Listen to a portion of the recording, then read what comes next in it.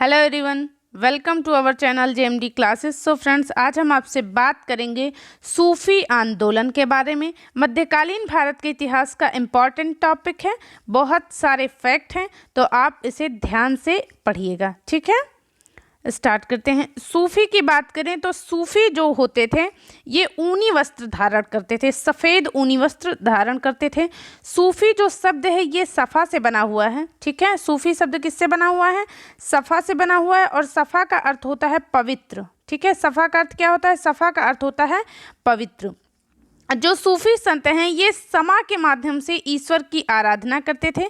समा अर्थात संगीत के माध्यम से सूफी संत ईश्वर की आराधना करते थे, और इनका उद्देश्य ईश्वर में फना हो जाना यानी कि विलीन हो जाना था। किसका? सूफी संतों का।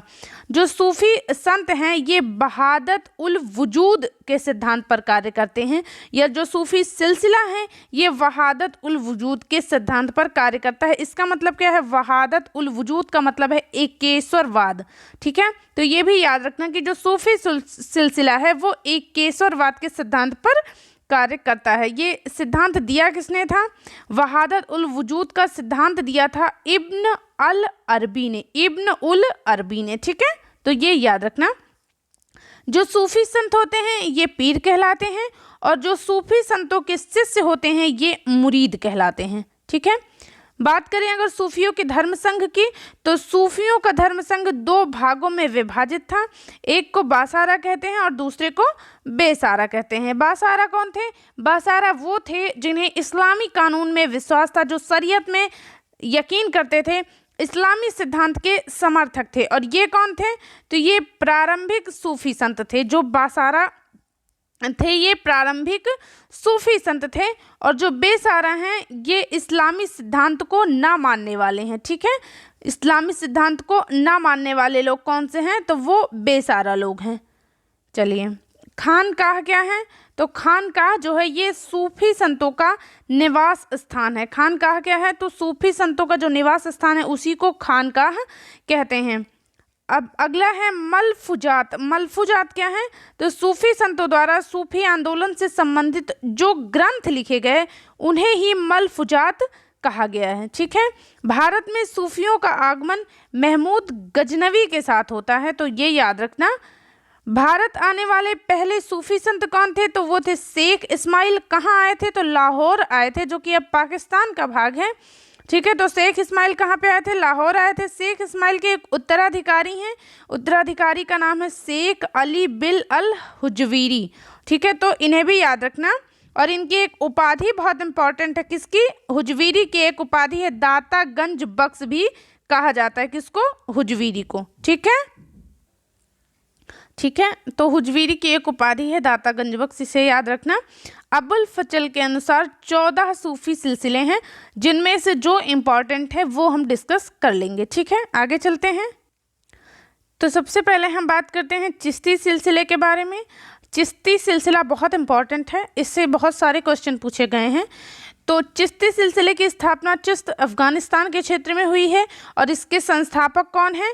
तो वो हैं अबू इसहाक समी चिश्ती और ख्वाजा अबू अहमद अब्दाल चिश्ती। सबसे ज़्यादा तो यही पूछे जाते हैं, ख्वाजा अबू अहमद अब्दाल चिश्ती। तो ये याद रखना, ये गुरु थे और ये शिष्य थे। किसके? ये गुरु थे अहमद अब्दाल के, और ये अहमद अब्दाल शिष्य थे अबू इसहाक के। ठीक है, समझ गए। भारत में चिश्ती सिलसिले की स्थापना ख्वाजा मुइनुद्दीन चिश्ती द्वारा की गई थी। ठीक है, भारत में चिश्ती सिलसिले के संस्थापक ख्वाजा मुइनुद्दीन चिश्ती थे। ये मोहम्मद गोरी की सेना के साथ भारत आए थे। कब? 1192 ईस्वी में, जब तराइन का दूसरा युद्ध हो रहा था। अजमेर को अपना मुख्य केंद्र और अपनी खानकाह बनाया था। किसने? ख्वाजा मुइनुद्दीन चिश्ती ने। ठीक है, और इनकी दरगाह भी अजमेर में ही है। ख्वाजा मुइनुद्दीन चिश्ती की इनकी मृत्यु कब होती है? 1236 ईस्वी में। इनके गुरु कौन थे? तो इनके गुरु हैं ख्वाजा उस्मान चिश्ती हारूनी। ये किसके गुरु हैं? ख्वाजा मुइनुद्दीन चिश्ती के। और इनके शिष्यों की बात करें तो ये बहुत इंपॉर्टेंट है, याद रखना। इनके दो शिष्य थे, एक है शेख हमीमुद्दीन नागौरी। ठीक है, शेख हमीमुद्दीन नागौरी, और दूसरे हैं कुतुबुद्दीन बख्तियार काकी। ये बहुत इंपॉर्टेंट हैं। कुतुबुद्दीन बख्तियार काकी। तो इनके बारे में जान लेते हैं। कुतुबुद्दीन बख्तियार काकी का जन्म फरगना में होता है। इल्तुतमिश के शासनकाल में ये भारत आए और कुतुबुद्दीन बख्तियार काकी से ही प्रभावित होकर कुतुबुद्दीन ऐबक ने कुतुब मीनार की नींव रखी थी। तो ये याद रखना, ठीक है। इल्तुतमिश इन्हें शेख उल इस्लाम के पद पर नियुक्त करना चाहता था। किसे? कुतुबुद्दीन बख्तियार काकी को, लेकिन काकी ने इस पद को ठुकरा दिया था। कुतुबुद्दीन बख्तियार काकी के दो शिष्य होते हैं, एक हैं बाबा फरीद और दूसरे हैं शेख बदरुद्दीन गजनवी। ठीक है, शेख बदरुद्दीन गजनवी। तो हम बाबा फरीद के बारे में डिटेल में जानते हैं। बाबा फरीद का जन्म कहाँ होता है? तो बाबा फरीद का जन्म होता है मुल्तान के कहटवाल में 1175 ईस्वी में। बलबन जो है ये बाबा फरीद का बहुत सम्मान करता था और ये जो बाबा फरीद थे ये बलबन के दामाद भी थे, तो ये भी याद रख लेना। गुरु नानक देव भी इनसे बहुत प्रभावित थे बाबा फरीद से। सिखों के 5वें गुरु गुरु अर्जुन देव ने गुरु ग्रंथ साहिब में बाबा फरीद के विचारों का संकलन किया है। किसमें? गुरु ग्रंथ साहिब में। किसने? गुरु अर्जुन देव ने। इनके महत्वपूर्ण शिष्यों में निजामुद्दीन औलिया थे। किसके? बाबा फरीद के शिष्य थे निजामुद्दीन औलिया। ठीक है, तो चलिए निजामुद्दीन औलिया के बारे में जानते हैं। निजामुद्दीन औलिया का जन्म होता है बदायूं उत्तर प्रदेश में 1236 ईस्वी में और इनकी मृत्यु कब होती है? 1325 ईस्वी में। निजामुद्दीन औलिया की दरगाह कहाँ पे है? दिल्ली में है। चिश्ती सिलसिले के प्रसिद्ध संत थे निजामुद्दीन औलिया। जलालुद्दीन खिलजी और अलाउद्दीन खिलजी इनसे मिलने का बहुत आग्रह किए थे, लेकिन इन्होंने अस्वीकार कर दिया था। और सबसे इम्पॉर्टेंट पॉइंट क्या है कि निजामुद्दीन औलिया ने दिल्ली सल्तनत के 7 सुल्तानों का शासनकाल देखा था। किसने? निजामुद्दीन औलिया ने दिल्ली सल्तनत के 7 सुल्तानों का शासनकाल देखा था। गयासुद्दीन तुगलक ने कहा था किसको? निजामुद्दीन औलिया को, कि हुजूर दिल्ली अभी दूर है। किस बात पर? क्योंकि गयासुद्दीन तुगलक जब बंगाल विजय करके वापस दिल्ली आ रहा था तब इसने निजामुद्दीन औलिया से ये बात कही थी कि औलिया साहब, आपके पास जो सरकारी खजाने से जो आपको राशि दी गई थी, जो पिछले सुल्तानों ने आपको दी, वो आप सरकारी खजाने में जमा करवा दीजिए और यहाँ से चले जाइए। इस पर यह जवाब दिया था निजामुद्दीन औलिया ने कि हुजूर आप पहले दिल्ली आइए तो सही। ठीक है, फिर हम बात करते हैं निजामुद्दीन औलिया की उपाधियों के बारे में। तो इनकी उपाधियां हैं महबूब ए इलाही यानी कि अल्लाह का प्यारा। दूसरी है सुल्तान उल औलिया यानी कि संतों का राजा। बात करें अगर निजामुद्दीन औलिया की, तो ये योग और प्राणायाम भी बहुत करते थे, इसलिए इन्हें योगी सिद्ध भी कहा जाता था। और आजीवन अविवाहित रहने वाले पहले सूफी संत हैं निजामुद्दीन औलिया, तो ये भी याद रखना। ठीक है, आजीवन अविवाहित रहे निजामुद्दीन औलिया। इनके महत्वपूर्ण शिष्य कौन कौन से थे?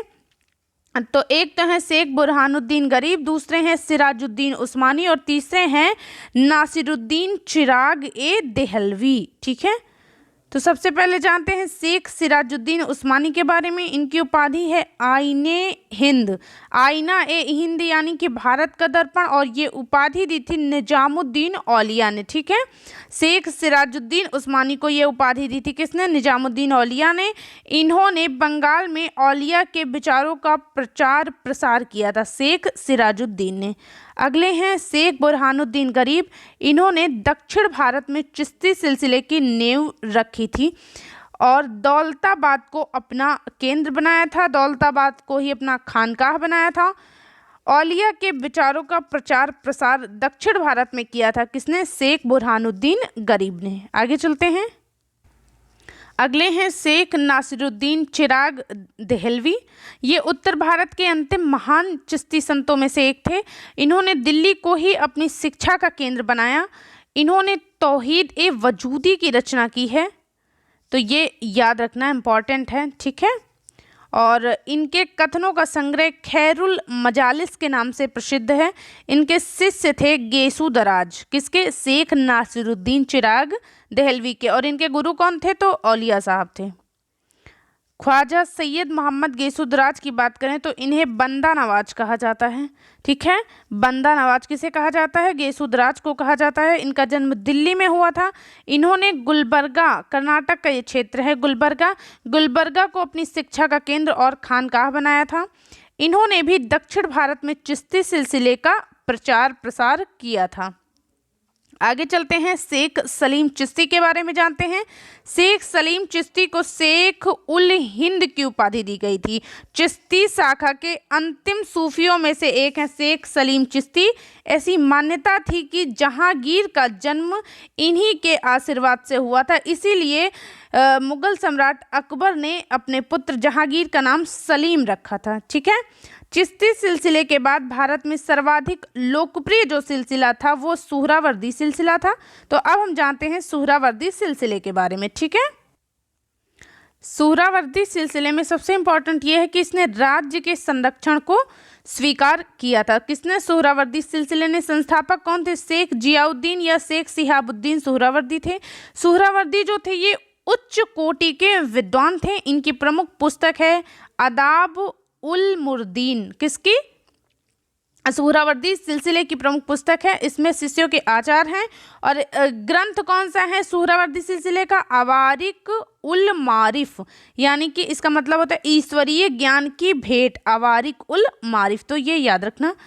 अगले हैं शेख बहाउद्दीन जकारिया, ये भी सुहरावर्दी संप्रदाय से ही हैं। इनकी खानकाह और शिक्षा का केंद्र मुल्तान था। किसका? शेख बहाउद्दीन जकारिया का। इन्होंने भारत में सर्वप्रथम सुहरावर्दी शाखा का प्रचार प्रसार किया और इल्तुतमिश ने शेख बहाउद्दीन जकारिया को शेख उल इस्लाम का पद भी दिया था। अगला है फिरदौसी सिलसिला। फिरदौसी सिलसिले के संस्थापक शेख बदरुद्दीन समरकंदी थे और स्थान क्या है? राजगीर, बिहार। ठीक है, अब प्रसिद्ध संत कौन थे फिरदौसी सिलसिले के? सैफुद्दीन याहिया मनेरी, ये फिरदौसी सिलसिले के प्रसिद्ध संत थे। अगला है कादरी या कादरिया सिलसिला। इसके संस्थापक कौन थे? शेख मुहीउद्दीन कादर जिलानी। और कहाँ पे? बगदाद में स्थापना की थी कादरिया सिलसिले की। इनकी उपाधि कौन सी है? एक तो पिरान ए पीर, दूसरी पीर ए दस्तगीर। ये उपाधियां हैं किसकी? शेख मुहीउद्दीन कादिर जिलानी की। भारत में कादरी सिलसिले के संस्थापक सैयद मखदूम जिलानी थे और इनका केंद्र क्या था? सिंध था। और यहीं पे एक नाम शाह नियामतुल्लाह भी मिलता है, तो कई बार ये ऑप्शन में दे तो आप इसे भी याद रखना। दारा सिकोह कादरी संप्रदाय को मानता था। ठीक है, आगे चलते हैं। अगला है नक्शबंदी सिलसिला। नक्शबंदी सिलसिले के संस्थापक ख्वाजा अल्दीन व ख्वाजा बहाउद्दीन नक्शबंदी थे और भारत में नक्शबंदी सिलसिले के संस्थापक ख्वाजा बकी बिल्लाह थे। जो नक्शबंदी सिलसिला था ये संगीत का विरोधी था, सर्वाधिक कट्टर सिलसिला है ये। औरंगजेब जो है वो नक्शबंदी सिलसिले को ही मानता था।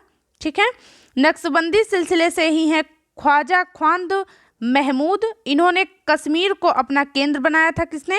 ख्वाजा ख्वांद महमूद ने कश्मीर को अपना केंद्र बनाया था। अगले हैं शेख अहमद सरहिंदी, ये भी बकी बिल्लाह के शिष्य थे। बकी बिल्लाह कौन थे? तो भारत में संस्थापक थे नक्शबंदी सिलसिले के।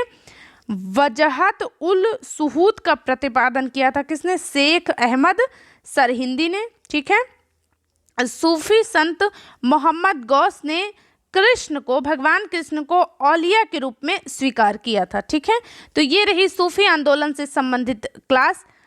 उम्मीद करते हैं कि आपको पसंद आएगी। अगर आपको पसंद आती है तो लाइक शेयर ज़रूर कीजिएगा। अगली क्लास में हम भक्ति आंदोलन के बारे में बात करेंगे। ठीक है, क्लास देखने के लिए thank you so much. Thanks for watching.